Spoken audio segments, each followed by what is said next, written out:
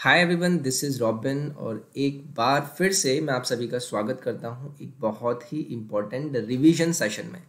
देखिए, चाहे आपके CHSL एग्ज़ाम जो कि अभी रिज्यूम किए जाएंगे अगस्त में, या फिर मैं SSC CGL 2020 के प्रीलिम एग्ज़ाम की बात करता हूं, तो आपको हर कोई रिकमेंड करता होगा कि आप PYQs पढ़िए, PYQs कीजिए। तो उसी सेशन को ध्यान में रखते हुए मैं 1997 में जो भी आपके रेस्पेक्टिव सब्जेक्ट्स थे, सब्जेक्ट वाइज जो एग्जाम में क्वेश्चन देखने के लिए मिले थे, उनको पॉइंटर के रूप में आपको यहाँ पर लेके आया हूँ। और ये होगा इसका भाग 1। इसी सीरीज़ को मैं कोशिश करूँगा कि मैं कंटिन्यू करूँ, बट उसके लिए आपका रिस्पॉन्स आने की ज़रूरत है। अगर मुझे लगेगा कि आपको उसका फ़ायदा हुआ है, सो देन इसको मैं कंटिन्यू बिल्कुल करूँगा। ये कुछ मेरे बारे में जानकारी। My name is robin. तो चलिए मैं स्टार्ट करूँगा पहले आपके एंशिएंट हिस्ट्री के पार्ट से। इसमें कुछ कुछ पार्ट्स हैं, कुछ कुछ पॉइंटर्स हैं जो कि 1997 के एग्ज़ाम में देखने के लिए मिले थे। अब उनसे रिलेटेड अगर कोई साइड इन्फॉर्मेशन बनेगी तो मैं वो भी आपको साथ में देता रहूँगा। तो देखिए, पहला पॉइंटर आपका बनता है, आपसे पूछा गया कि भाई वो लोकेशन क्या थी, वो लोकेशन कहाँ थी जहाँ पर पैगंबर मोहम्मद साहेब के बाल को क्या किया गया है, प्रिजर्व किया गया है। उस मुस्लिम मॉस्क्यू की लोकेशन आपको बतानी थी। तो देखिए, इसका आंसर है श्रीनगर। कि एक मुस्लिम मॉस्क्यू था जिसकी सिचुएशन है श्रीनगर में। अब वहाँ पर क्या किया गया है, बाल को रखा गया है, जो कि किसका था, पैगंबर मोहम्मद साहिब का था। अब देखिए, इसके साथ साथ मैं बात करूं इस मुस्लिम मॉस्क्यू का नाम क्या है, तो ये है आपका हजरत बल मॉस्क्यू। हजरत बल मॉस्क्यू है। और इसके साथ साथ आपने दाल लेक का नाम सुना होगा। दाल लेक के लेफ्ट बैंक पर ये आपका मॉस्क्यू बना हुआ है। तो ये था आपका पहला पॉइंटर, जिसमें आपको एक क्वेश्चन जो कि 1997 के एग्जाम में पूछा गया था, उससे रिलेटेड मैंने और एक्स्ट्रा एडिशनल इन्फॉर्मेशन आपको यहाँ पर देने की कोशिश की। नेक्स्ट है आपका, आपसे पूछा गया है कि जो आचार्य हुआ करते थे, कुछ आपको 4 नाम दिए गए होंगे ऑप्शन में। आपसे पूछा कि इनको इनके क्रोनोलॉजिकल ऑर्डर, यानी कि कौन पहले आया, उसके बाद में कौन आया, ये कौन आया, उसके बाद में कौन आया। तो इसका क्रोनोलॉजिकल अगर ऑर्डर आपको पूछा जाए तो मैं बात करता हूँ आपसे शंकराचार्य की, रामानुजाचार्य की, माधव और चैतन्य की।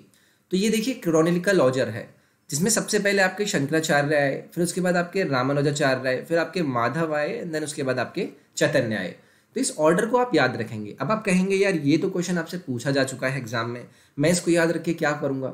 देखिए, अगर आपसे सपोज कीजिए कभी भी आगे आने वाले टाइम में कोई एग्जाम में क्वेश्चन इस तरीके का आ गया कि भाई ये शंकराचार्य और चैतन्य के बारे में कुछ रिलेटेड इन्फॉर्मेशन पूछी गई, वहां पर आपको कुछ टाइम के बारे में भी डिनोट करा दिया गया कि भाई ये टाइम पर ये थे, तो आप एटलीस्ट एक आइडिया लगा पाएंगे। अगर आपको ये पता है कि शंकराचार्य आपके चैतन्य से पहले आए थे, तो बहुत सारी चीज़ें आपके लिए ईजी हो सकती हैं, चाहे वो अलग फॉर्म में भी आपका आंसर हो।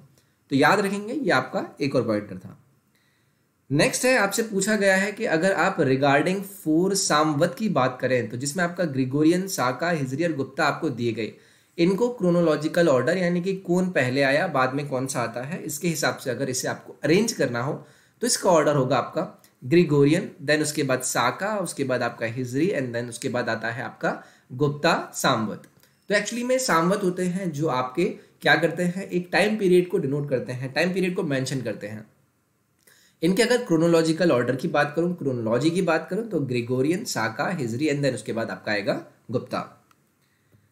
नेक्स्ट आते हैं कि भाई एंशियंट टाइम्स में अवंतिका को किस नाम से जाना जाता था, तो यहाँ पर आपका आंसर होगा मालवा। ये क्वेश्चन आपका पूछा गया था कि अवंतिका को एंशियंट टाइम में किस नाम से जाना जाता था, तो ये हो जाएगा आपका मालवा। अब देखिए, इसके साथ में रिलेटेड अगर इन्फॉर्मेशन की बात करूं तो कि मालवा कहाँ पर है, मालवा है आपका मध्य प्रदेश के अंदर। मध्य प्रदेश के अंदर एक ऐसा प्लेटो रीजन है, ये प्लेटो रीजन है जहां पर आपका क्या है, वोल्केनिक ओरिजिन देखा जाता है। और आपकी इसकी लोकेशन कहाँ पर है, MP में। सो अब हम स्टार्ट करेंगे मॉडर्न हिस्ट्री, जो कि 1997 के SSC एग्जाम से रिलेटेड पॉइंटर्स आपके सामने हैं। तो चलिए, पहला पॉइंटर है आपके सामने, when Mahatma Gandhi was arrested, तो किसको लीडरशिप दी गई सॉल्ट सत्याग्रह की, किसने लीडरशिप निभाई सॉल्ट सत्याग्रह की। तो पहली चीज तो यहाँ पर आपको पता चल गया, आपके दिमाग में पिक्चर क्लियर होनी चाहिए कि आपको दिमाग में अगर पिक्चर क्लियर है कि भाई सॉल्ट सत्याग्रह के टाइम पर गांधी जी को ना गिरफ्तार किया गया था, और जब गांधी जी को गिरफ्तार किया गया था तो अब्बास त्याब जी ने क्या किया था, लीडरशिप को लीड किया था, यानी उन्होंने लीडरशिप ले ली थी। तो इससे रिलेटेड ये आपका इन्फॉर्मेशन था। अगर मैं इसके साथ आपसे रिलेटेड इन्फॉर्मेशन की बात करूं तो मैं आपसे कह सकता हूं कि ये जो सॉल्ट आपका सत्याग्रह था ना, ये आपका 12 मार्च 1930 में हुआ था। अब देखिए, क्वेश्चन आपसे कैसे बन जाते हैं, आपसे पूछ ले जाते हैं, अलग अलग आपको क्या दिए जाते हैं, सत्याग्रह दिए जाते हैं। पूछ लिया जाता है कि बताइए कि इस सत्याग्रह के जो आपको दिए गए हैं इनको क्रोनोलॉजी में आप सेटअप कीजिए। अब आपको पता है कि सॉल्ट सत्याग्रह, इस क्वेश्चन के थ्रू आपको पता चल गया कि भाई 1930 में हुआ था। तो अगर आपको कोई और सत्याग्रह पता है जो कि 1919 में हुआ हो, 1916 में हुआ हो, तो आप क्रोनोलॉजी में सॉल्ट सत्याग्रह को पीछे रखेंगे ना, क्योंकि आपको इसकी क्या पता चल गई है, इसकी डेट पता चल गई है सिर्फ इस एक पॉइंटर की हेल्प से। और उसके बाद आपको क्वेश्चन भी क्लियर हो गया कि भाई गांधी जी ने जब क्या किया था, इनको गिरफ्तार कर लिया गया था, तो उसके बाद अब्बास तैयब जी ने लीडरशिप संभाली थी सॉल्ट सत्याग्रह की।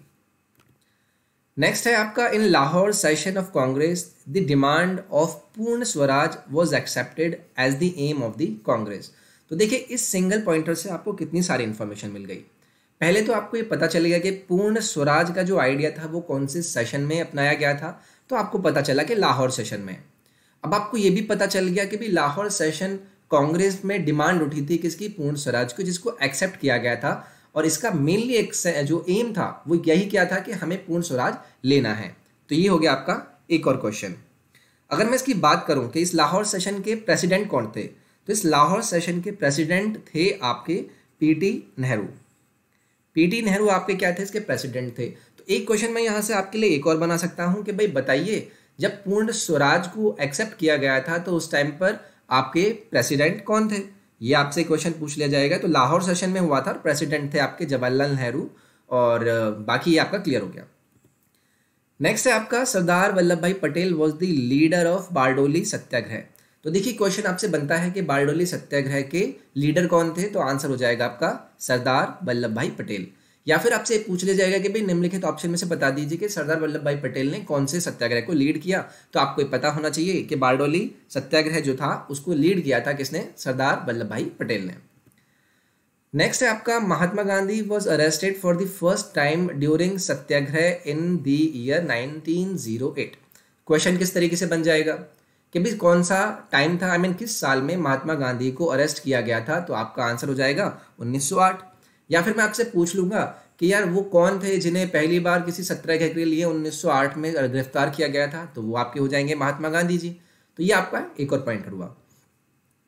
नेक्स्ट है आपका, doctor Bhimrao Ambedkar from the first cabinet of independent India was responsible for mass religions conversion.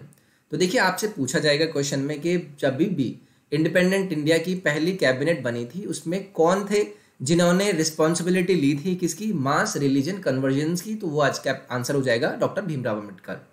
या फिर क्वेश्चन आपका बन जाएगा कि डॉक्टर भीमराव अंबेडकर ने आज़ाद भारत की पहली कैबिनेट में किसकी रिस्पॉन्सिबिलिटी संभाली थी, तो वो हो जाएगा आपका मास रिलीजन कन्वर्जन। तो एक सिंगल पॉइंटर से आप बहुत सारी इंफॉर्मेशन ले सकते हैं और यही आपको अपनी तैयारी में भी रखना है। नेक्स्ट है आपका, anniversary of the surrender of Japanese army before admiral Mountbatten was the basis of transfer of power to India कब, 15 अगस्त। तो देखिए क्या होता है, जापानीज आर्मी ने सरेंडर किया था, जापानीज आर्मी ने सरेंडर किया था एडमायरल माउंटबेटन के सामने। अब इस चीज़ की जो एनिवर्सरी मनाई जाती है वो किस पर बेस होती है, वो बेस होती है आपकी कि इस टाइम पर ट्रांसफर हुई थी पावर भारत को 15 अगस्त को। तो ये आपका हो गया एक और आंसर। अब हम बात करेंगे फिजिकल ज्योग्राफी से बनने वाले 1997 में जो एसएससी के एग्जाम में आपके पॉइंटर्स बने थे उनसे।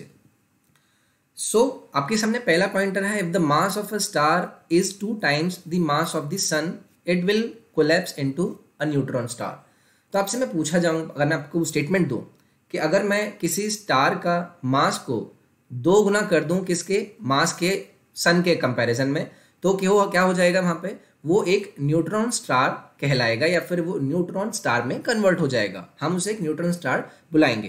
तो एक स्टेटमेंट जनरली से आया था जिसमें आपसे पूछा गया था कि वो कौन सी कंडीशन होती है जहां पर मैं एक स्टार के मास को 2 गुना कर दूंगा सन के कंपैरिजन में, तो वो क्या बन जाता है, वो बन जाता है एक न्यूट्रॉन स्टार। मैं बात करता हूं आपसे इंटरनेशनल डेट लाइन की। तो ये क्या है, एक्चुअली में ये एक कर्व लाइन है जो कि बियॉन्ड अर्थ है। अब मैं बात करूंगा आपसे कि भाई ये जो इंटरनेशनल डेट लाइन है ये आपकी कहाँ से पास होती है, तो ये आपकी मिड ऑफ पैसिफिक ओशियन से पास होती है। तो ये भी याद रखेंगे आपका इंटरनेशनल डेट लाइन से रिलेटेड।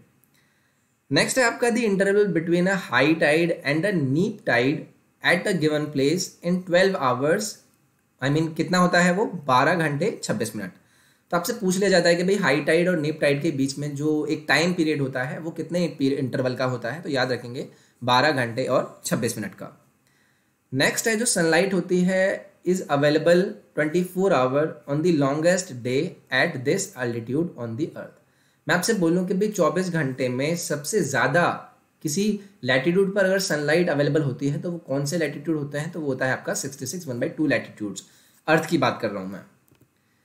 नेक्स्ट है आपका वो कौन सा प्लैनेट है जहाँ पर वाटर साइकिल अवेलेबल है, तो वो है आपका प्लैनेट अर्थ। ये तो बहुत ही आसान सा है आपका पॉइंटर, तो इसमें तो आप जनरली कुछ भी